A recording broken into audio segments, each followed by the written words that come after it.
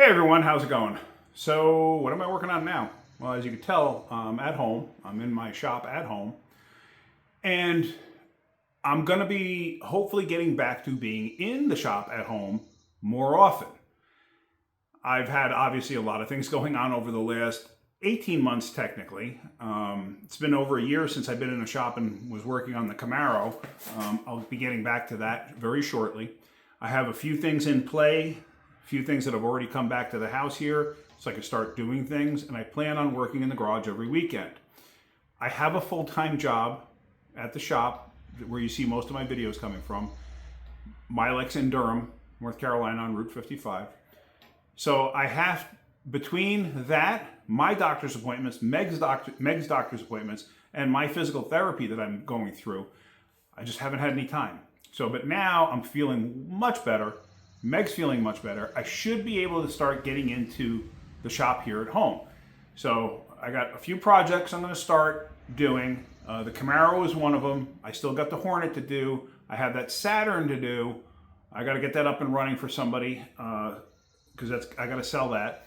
But anyway, so the point of this video is basically question your mechanic. Don't be afraid to. Don't be afraid to question what somebody is going to be doing for you or what they're telling you is wrong with your car. It's just like if you have a plumber coming to your house or a roofer coming to your house. Any honest plumber or roofer is going to tell you what the problem is, explain it as best they can to you, and then do the proper job. They'll tell you what you need, what you don't need, what you could possibly use, the reason that they think you should upgrade whatever or do something a little differently. Sorry, motorcycle. So, same thing with mechanics. And I can honestly tell you, hang on. I can honestly tell you, I cannot stand when repair shops blatantly rip people off. There's a difference. I don't want to say there's a difference. That's not the right wording. Sometimes everybody makes mistakes. You've seen it. I make mistakes. Everybody makes mistakes. Sometimes shops make mistakes. Should they own up to them? Yeah, of course they should. At least that's the way I was brought up in this business. I was brought up by very honest people, and they taught me the right way and the honest way to do things. And that's kind of why I am the way I am today. Tommy Dunn, Dick Smith, those two were basically my first real job as a mechanic, and they taught me the right way to do things. And basically being honest was the number one thing. And it's kind of inbred. It's kind of in you already to be honest about things. So being honest, it really does make a difference. So where am I going with all of this? Because I have a tendency to ramble, you know that. Question your mechanics. Okay. You question me, whatever. I'm fine with it. I'm going to explain everything I can to you because I want you to understand where I'm coming from, why something's going to cost X amount to fix, and why I believe that this is the problem or whatever. Sometimes we have to fix things in order. Like, hey, you have a misfire in your car. So we're going to change the spark plug. We're going to change an ignition coil. We're going to start there because we know that's a problem. Could you have another problem? Sure. And I've seen it. I've made videos on it where I've had a bad coil. I put a coil in, drive down the road, and I still wind up with a little bit of misfire. So let's check engine light because I had a bad injector. I've seen that. It does happen. It's kind of unusual, but it does happen. So you have to start off with, this is where I believe the problem is. This is the repair that I'm going to do. And is it possible there could be something else wrong? Sure. But I'm pretty confident this is going to straighten this out. And I basically project my confidence to the customer, and the customers are usually very receptive to it. Even when it turns into it, where it snowballs into a couple other things down the line, because it does happen. You can't see everything all the time. Sometimes you got to fix one thing to find another problem. However, if you saw that short I made on that Honda Accord, with the transmission, the CVT, where the belt exploded. And inside the pan was all the parts of the belt, all those little blades that make up the belt, all blown apart and inside the bottom of the pan. Okay, that car got towed to the dealership first, before us. It got towed to the dealership. Check engine light is on. It had codes for gear ratio errors, I think it was, or belt slippage or something weird like that. Excuse me. It also had codes for pressure, something or other, and obviously it didn't move. Didn't move one bit. You had nothing. When you stuck it in gear, you had nothing. The only thing that actually worked was park and neutral. It had park, neutral, and everything else was neutral. At the dealer, and this irks me to no end, and I'm not here saying all dealers are bad. I am not saying that, because I believe you got some dealers that are bad, you got some independent repair shops that are bad. But what happened was it went to the dealer for that, and they said, okay, with this code and these issues, we need to start by servicing the transmission before we can do anything else. Really? Before you can do anything else, that's where you have to start. No, that's not where you have to start.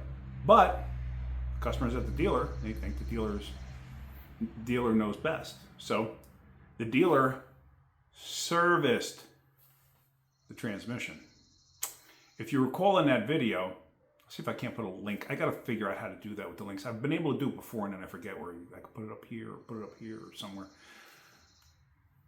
In that video, you see all those metal blades, like all in the bottom of the pan, just scattered all throughout that pan. Now that pan had a drain plug on it with a magnet. When Rick pulled the drain plug out, he pulled it out because he wanted to collect some fluid to see what it looked like. He pulled that drain plug out. One or two of those blades came out on the magnet. Okay? Came out on the magnet. He saw that and he was like, uh-oh. And he kind of knew what it was, or had a good idea what it was. But he collected a small sample of fluid, put it back in, and held those couple things off of there, those blades, stuck the plug back in, said, check this out. So like, okay, well, now we got to drop the pan. Drop the pan, saw that. The dealership charged the customer for a full transmission service. Okay? First off, we figured it out in no time flat. So to me, that's one of those blatant ripoffs. They knew for a fact it wasn't going to fix the car. But they sold the customer on doing a transmission service. Blatant ripoff. And I don't agree with that at all. And I know the dealer I came from, if we sold, like let's say we sold somebody something like that, and we pulled the drain plug out and saw that, we would have immediately put it back and said, nope, this ain't going to fix nothing. We're done here. We can't go any further. This thing needs a transmission. But they did that. Charge the customer $550. $550. For what? Nothing. Absolutely nothing. The fluid looked like it had 90 to 100,000 miles on it. The fluid that we got out of it. Now, supposedly, they just serviced it. They charged her for a service. The fluid wasn't clean, but the transmission couldn't engage. So if they had put clean fluid in it, how come it was so dark and dirty? Makes no sense. It should have been clean, and it wasn't. Okay, so that's one. That aggravated me to no end. I hate hearing stories like that. It makes honest mechanics look bad. And I like to say I am an honest mechanic. I'm always honest with the customer. Am I always right? No, and I've showed you that before. I'm not always right. Next one, I never made a video on this one. But we had a 2017 Toyota Corolla come in. And the Corolla came in, and the woman says, I had it up to the local Barn Boys, whatever, repair shop. And it's a chain repair shop. We're a chain repair shop. So Brought it to this place. It's a chain repair shop. And I had this problem a couple months ago. And this exact same problem I had. And they fixed it. I think it might be the same problem, but I don't know. Can you guys look at it? So we look at the receipt. We're like, you mind if we take a photocopy of this? Sure, go ahead. Okay. So we checked it out, had a misfire. Had a coil that went bad. Okay. So we looked, that other shop replaced one coil. They replaced one single coil. They used a Nippendenso, I believe it was, or what same thing that we used. The shop is literally down the street. We could walk to this other shop. It's not far away. And I can walk there, and I got a bad knee and a bad shoulder and everything else. I can still walk there. They charged the customer, get this, they charged the customer $335 for one ignition coil. Just the coil. No labor. $330. Any Joe Blow off the street could have walked into a Toyota dealer and purchased a brand new Toyota Corolla coil for $125. $330 or $335. I mean, insane. Her bill was also $550 by the time all was said and done. It wasn't that same coil that went bad. It was another one that went bad. And we told her, you're probably going to have the other two go bad. They have a tendency, not all the time, but they have a tendency to go bad in groups. Like you'll get one that goes bad, then another one, then another one, then another one. I said, you'll probably wind up replacing all four eventually. But $550 for one coil. That's insanity. Insanity. Insanity. I forgot what the aftermarket coil was, but we used the same Nippendenso. It's actually relatively close in price to the factory Toyota one. But for us to get one from Toyota, it would have been like a day delay. So it's like, we're going to use this. This is something that we would recommend. I would not recommend Duralast or one of those cheap ones where you can buy all four for $18. No, those things don't last. So I just wanted to share that with you too. That was another one that just aggravated me to no end. So, and then another thing, I know people ask me about aftermarket warranties all the time, or insurance coverage, whatever you want to call it, those car shields and stuff like that. Car shield is okay to deal with. I tell you what, we had to deal with a company called Assurant. Huh. Customer needed front struts on their Ford Explorer and was covered under warranty, under that Assurant warranty insurance policy, whatever it's called. 3 days, several hours a day on the phone with this company before it was finally approved. They made us take it apart. So now it was dead on our lift for 3 days. 3 days. And they didn't want to cover the sway bar end links. The sway bar end links, in the process of taking them off, the threads came off. Like, we had no choice. There's nothing we could have done any differently. It had a spot to hold the stud for the sway bar end link, so we held it, put a gun on the end, took it off, the threads came out with it. Same thing on the other side. So it's like, we got to replace the sway bar end links. They're like, no, we're not paying for those. It's part of doing the job that was required on a part that you covered. No, they were fighting us and fighting us and fighting us. Finally, we gave up. We called the customer, and the customer's like, just put them in. What am I going to do? There's no labor involved. It was just the parts. Question your insurance companies, too. That was the other thing, too. The customer had rental coverage, but they would not honor the rental coverage until they approved the repair. However, we had already had the car apart because that's what they required. So to put it all back together was like an hour and a half's worth of labor to put it all back together with the new parts. Hour and a half, maybe 2. So it's like, at that point, you're already down 3 days and you're not going to cover a rental? Come on. I mean, whew. So Question your warranties too. We had a customer that needed cam phasers. The actual gears on a Chevy, not the Traverse. I don't remember what it was. It was like the next size down Chevy. Turbo 4-cylinder. I don't recall exactly what it was. So it had a bad actuator.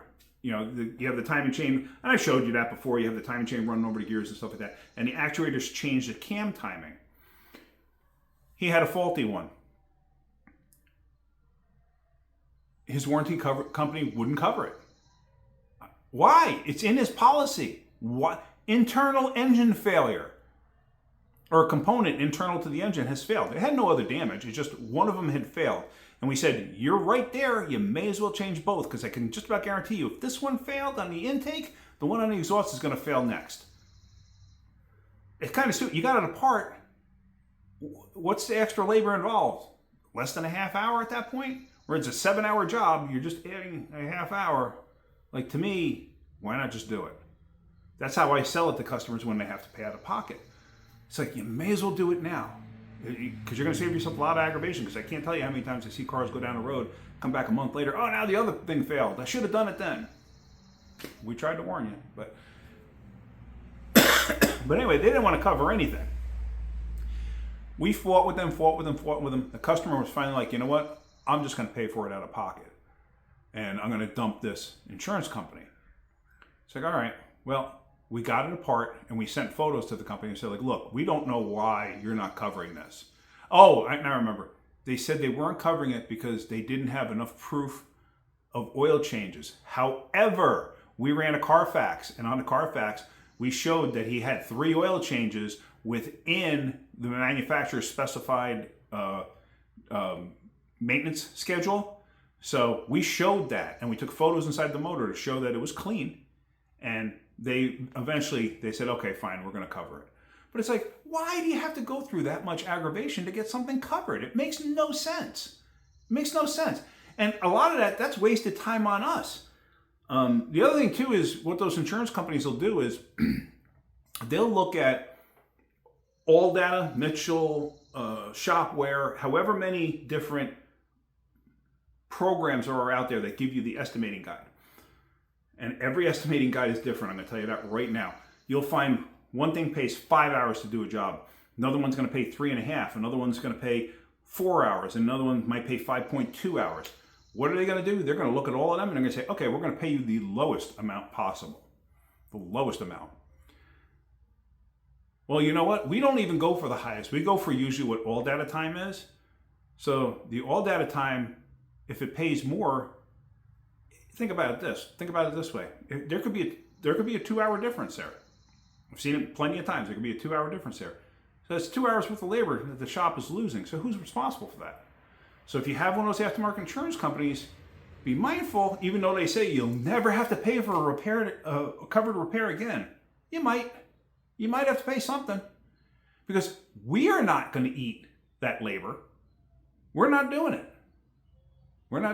So it happens. We'll be reasonable. We may split it in half. Like normally we charge 5 hours. They're only going to pay 3. Meet us in the middle. Pay us 4. So basically you owe us 1 hour. And it's actually, I'll be honest with you, not quite often that we actually do that. A lot of times we'll eat everything, but sometimes the difference in price is too drastic. So we can't financially do that and stay open. So I guess, and now the last thing, and I've gotten a lot of contention on this in the past, and I for the life of me, do not understand why. Pre-purchase inspections. You want to buy a used car, get it checked out. Get it checked out. Your best bet, in all honesty, is to contact a local shop. Go Google it. Who's got great reviews in that area where you're at? Because let's say you want to buy a vehicle out of town. Unless you know enough about cars, then do your own PPI, pre-purchase inspection. You don't know enough about cars, you want somebody to look it over. We get it where people come in, and I've told a number of people, don't buy this car. Just don't. And of course, you get some people that they fall in love with the car regardless, so they buy it anyway. And then they're stuck with a mistake. But get a pre-purchase inspection. Don't sit there and tell me, oh, it takes time. Oh, I don't want to waste 2 hours out of my day getting a pre-purchase inspection. Okay, if you don't want to do it, that's fine. That's on you. That's on you. But if you're going to spend $10,000 on a used car, why not spend $100, $150, $200 on a pre-purchase inspection? We charge $75. Why not spend that? Why not waste 2 hours of your day doing that? Because how do you know you're not getting a rotted out piece of junk, something that's been wrecked, something that's got a major problem that you're not picking up on? Okay, not a lot of people. No, a lot of people are still car savvy, but it's far less and less than it used to be. So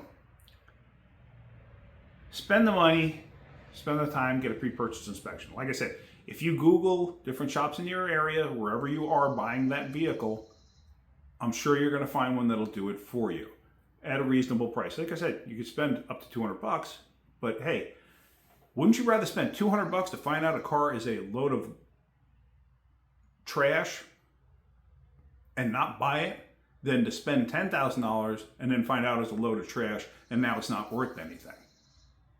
And now you can't sell it because you try to go sell it and you have a conscience. So you're like, well, you know what, I can't sell this because the frame's rotted out, or, because the control arms are falling out, or the engine's got a knock and it had sawdust in it, or, any number of things. So, I mean, it happens all too often, but what are you going to do? All right. I just wanted to go over that. We're supposed to be heading out to dinner, so look for some at-home shop stuff. I'm going to show you guys how to mount an engine on an engine stand. That's going to come one night this week. I have an engine stand. I have that original 350 from this Camaro. You remember the Camaro? Like I said, I haven't touched it. But I have the original 350 out of it. I'm actually going to take that motor, because it's a weird setup, and I'll explain all of that at another point in time. I'm going to take that setup with the 6-speed and the fuel injection and that rear end that I bought, that 8.8 Ford. I'm going to narrow it and a whole bit. And this is going to be at-home stuff that you can do yourself. But I'm going to show you how to do all of that. We're going to stick that stuff in the Hornet. So there's going to be a lot of fabrication involved in that too. But we're going to do all of that. That's going to be coming up. All right. Well, that's going to be it for right now. All right. Hopefully you're getting something out of my videos. If you are, hit that like button. If you could, please subscribe. If you see me leaning over here, I just have a remote for the camera here, my phone. All right, guys. Have a great day. Keep wrenching. Didn't shut off.